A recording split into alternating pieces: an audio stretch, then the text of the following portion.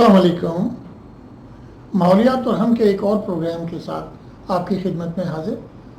آج کل ہم جب نیوز سے دیکھتے ہیں یا ویلاگز دیکھتے ہیں، ہر ایک جگہ پر آپ کو یہ ملے گا تباہی ہو گئی، بارشیں آ گئی، مانسون سے یہ ہو گیا، سیلاب آ گئے. تو یہ NDMA نے وارننگ جاری کر دیا، فلاں نے وارننگ جاری کر دیا. تو یہ اب ہم کب سے دیکھ رہے ہیں کہ 2020 سے لے کر ابھی تک جو کلائمیٹ چینج نے ہمارے ملک میں تباہی مچائی ہے، ہم اس پہ غور نہیں کر رہے. اچھا، ہمارے جو پلانرز ہیں انہوں نے کبھی ڈرینیج، جو رین واٹر ڈرینیج ہے، اس کا کوئی کانسیپٹ نہیں بنایا. ہر شہر میں جب بارش ہوتی ہے تو ہم گٹر کے ڈھکن کھول دیتے ہیں. اچھا، گٹر کے ڈھکن جو سیوریج لائن ہے اس کی اتنی کیپیسٹی نہیں ہے، اس لیے پانی جمع ہو جاتا ہے، اور جب پانی جمع ہو جاتا ہے تو لوگوں کو مشکلات ہوتی ہیں. اور یہ مشکلات آپ کو میں کچھ فوٹوز لگا رہا ہوں شہر بہ شہر، تو آپ یہ دیکھیے کہ کس شہر میں کتنی ملاقات ہوئی. اچھا، ابھی جو 2 دن رین ہوئی ہے 15 اور 16 میں، اس میں ہماری قیمتی جانیں بھی ضائع ہوئی ہیں، لوگ زخمی بھی ہوئے ہیں، اور اس سے سڑکیں جو ٹوٹ جاتی ہیں اس کو ریپیئر کرنے میں پھر یعنی لاس کا تو آپ اندازہ کر ہی نہیں سکتے نا، وہ تو آفٹر افیکٹ میں کرتے ہیں. تو صرف وارننگ دینا کافی نہیں ہے، اس کے لیے ہمیں تیاری کرنی چاہیے. پہلے تو یہ ہے کہ ہمیں ایک ڈرینیج سسٹم بنانا چاہیے. نمبر 2، ہمیں واٹر ہارویسٹنگ کو بڑا سیریسلی لینا چاہیے. اور اس کے بعد ہمیں اپنے ڈرینیج نالوں کو اور نیچرل اسٹریمز کو گاربیج سے صاف رکھنا چاہیے. تو بہت ساری چیزیں جو میں نے ایک پچھلے ویلاگ میں بھی آپ کو ڈیٹیل میں بتایا تھا کہ جاپان میں کیسے ہوتا ہے، اور جو آپ کا چائنا میں رین ہارویسٹنگ کیسے ہو رہی ہے، آپ کے دوسرے ملکوں میں کیسے ہو رہی ہے، اور ہم بڑے سمپل طریقے سے کر سکتے ہیں. ہمارے ملک میں بھی کچھ جگہ خیبر پختونخوا میں لوگوں نے رین ہارویسٹنگ کیا ہے.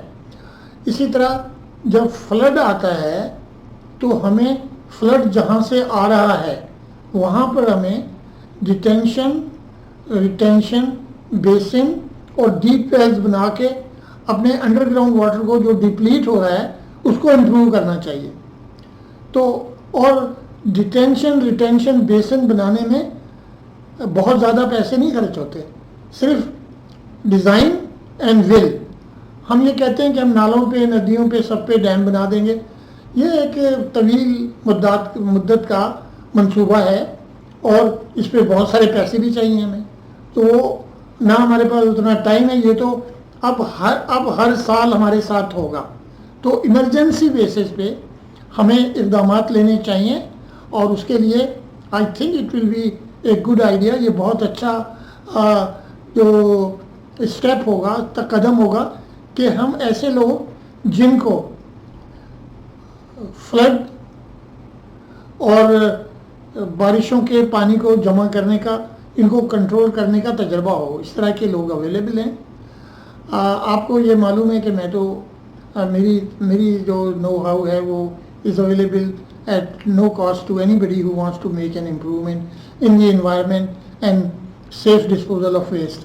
تو یہ آپ شیئر کیجئے، اسے اپنے دوستوں کے ساتھ ڈسکس کیجئے، کمنٹ کیجئے، اور یہ جو بھی آپ کے منتخب نمائندے ہیں ان کو اس بات پہ مجبور کریے کہ مطلب مجبور کرنے کا یہ نہیں ہے کہ ہم لڑائی جھگڑا کر رہے ہیں ان سے. Go sit with them, have a cup of tea and share with them what difficulties you are facing because of rain. اور رین واٹر ہارویسٹنگ میں ہاؤس ہولڈ لیول پہ گورنمنٹ فنڈنگ کرے، ڈیزائن بنائے، لوگوں کو ایجوکیٹ کرے. تو یہ پاسبل ہے کہ ہم ان کو اچھی طرح سے ہینڈل کر سکتے ہیں. تو آپ سے یہی گزارش ہے کہ بارشوں سے اور طوفانوں سے سیلاب سے ہمیں گھبرانے کی ضرورت نہیں ہے، ہمیں اس کو مینیج کرنا چاہیے۔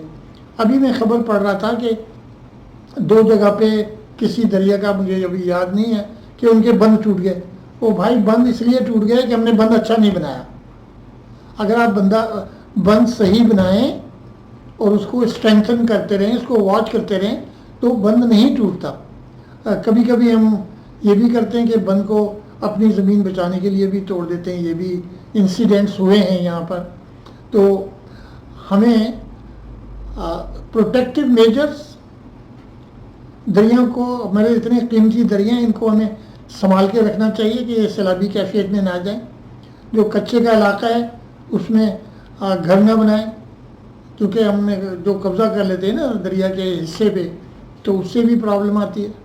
تو اسی کے ساتھ، اور آپ یہ جو پاکستان بھر کے فوٹوز میں نے لگائے ہیں ان کو بھی دیکھیے، اور یہ میری 2 پرانی جو ویڈیوز ہیں ان کا میں لنک آپ کے ساتھ نیکسٹ ولاگ میں شیئر کروں گا، تو وہاں جائیے تو اس میں ڈیٹیل میں آپ کو یہ ملے گا رین ہارویسٹنگ کیسی ہوتی ہے، اور سیلاب کے پانی کو ڈیٹینشن، ریٹینشن بیسن اور ڈیپ ویل انجیکشن کے ذریعے ہم کیسے اس زحمت کو نعمت میں بدل سکتے ہیں۔ تو اسی کے ساتھ اللہ حافظ، اپنا خیال رکھیے گا۔ پاکستان زندہ باد۔